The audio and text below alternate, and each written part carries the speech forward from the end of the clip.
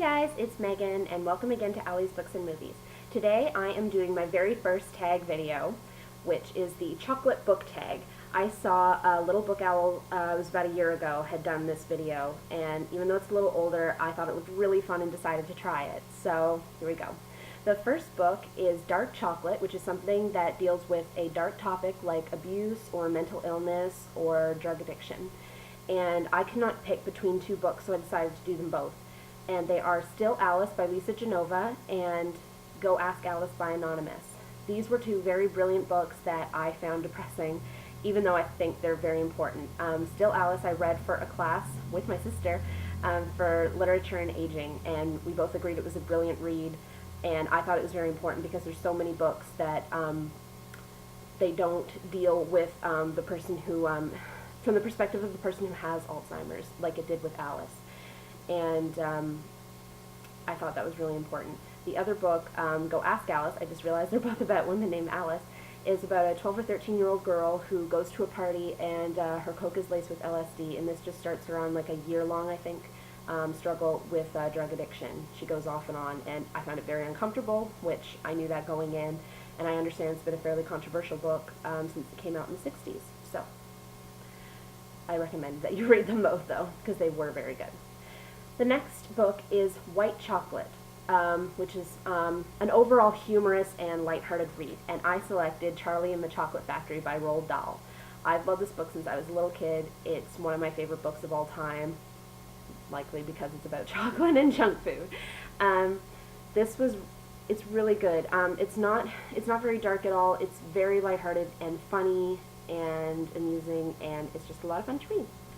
The next book is Milk Chocolate, something with a lot of hype that you are dying to read, and I have selected Outlander by Diana Gabaldon.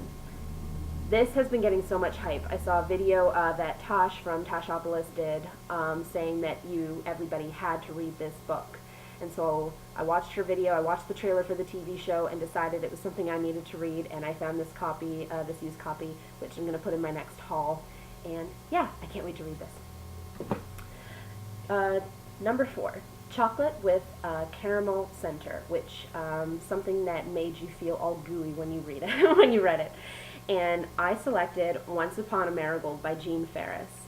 I've been reading this book since I was 10 years old, and it's just the best. It's just so lighthearted, and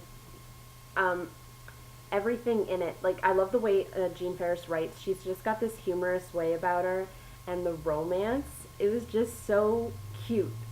It was really, really cute, and there was just all good vibes and feelings between all of the characters, except obviously the villainess, Olympia.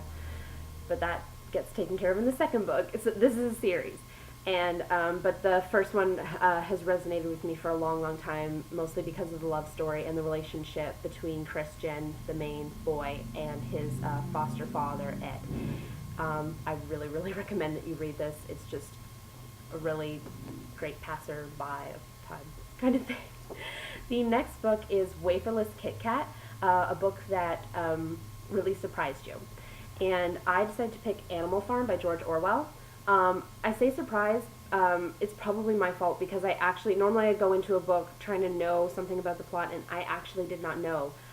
I did not know what this was about. I thought this was a story about humans, and it took place on a farm with animals, and that's as far as I knew about it. I didn't realize the political context until I read the back and read the author's note, I believe, or some sort of introduction, and I was like, whoa, this is going to be interesting.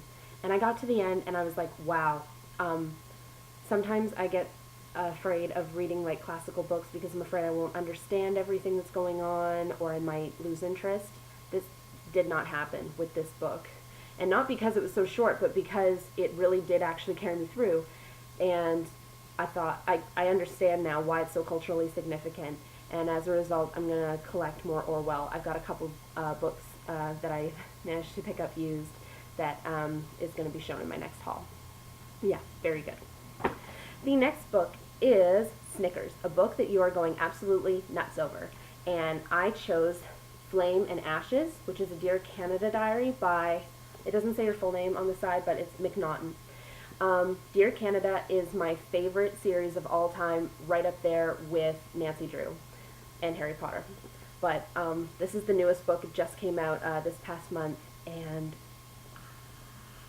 if you read this series, you'll understand why. They're a series of historical fiction done with perspectives of the girl that fictitiously lived during a certain time, so in Canada's history. So this one is in St. John's, Newfoundland, 1892, and apparently there was a great fire that happened. And yeah, this is really exciting for me because I've been reading these books again since I was little, and I reread them all the time. The next book is Hot Chocolate with Cream and Marshmallows. What book do you go to for a comfort read? And again, I could not decide, so I ended up having to do a tie between two childhood reads, and they are The Secret Garden and Anne of Green Gables. This is by Frances Hodgson Burnett and Ellen Montgomery, of course. These books, I just realized today, they're both about orphans, and I thought that was interesting. They're just books that I've always gone to. They make me feel cozy and safe and happy, even though this one's a little more depressing, and this one's depressing at first. At times it can be really sad. But the fact that these girls are so strong, and they have these adventures and discoveries and stuff, and I don't know. They were great to read growing up, and now I just go back to them for a comfort read, like that's supposed to be about. And the last one is Box of Chocolates. What is a series that has variety and just a little something for everybody. And I picked Harry Potter, not surprisingly, because it's got everything. It has magic, mystery, romance, just everything, I don't know, everything that anybody I know would look for in it. And I thought it was brilliant. Everybody thinks it's brilliant, of course. I love the movies, love the books, and they're just one of my favorite series. So that's it for the chocolate book tag. I'm going to be shooting another couple of videos. If you like this video, please subscribe down below, and thank you for watching. Bye!